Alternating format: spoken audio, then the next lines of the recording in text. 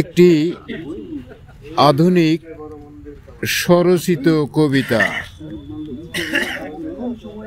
মিয়া বাবরুল পথকবি, ঢাকা কেরানীগঞ্জ জিঞ্জিরা তাওয়াপট্টি থেকে লেখা।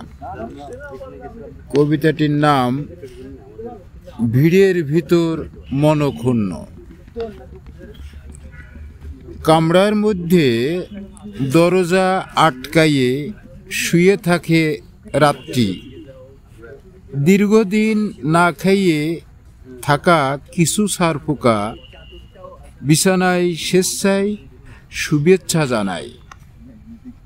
লেখকগঞ্জের এডিস মশার সমাবেশে টের পায় জেন্টস অ্যান্ড লেডিস, পেট ফাঁকাগণ বেড়ায় ভেসে, বারে বারে ভয় মশারি টাঙায়।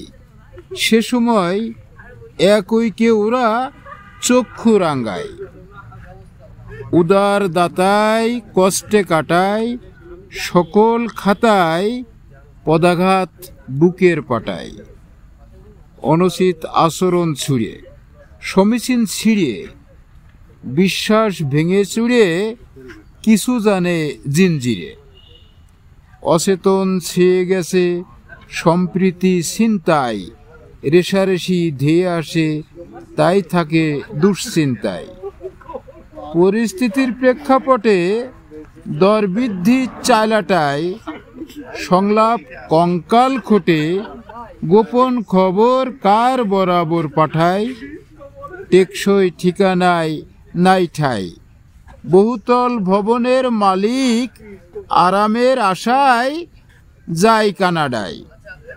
ভবনের ম্যানেজার রহস্য ঠাট্টায়, বেড়ায় পিঠ ঠেকে গেছে, সঞ্চয় শূন্য, কি হবে লিখে, ভিড়ে মনক্ষুণ্ণ। ধন্যবাদ।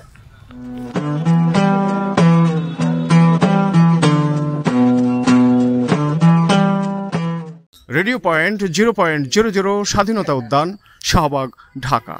ওয়েলকাম।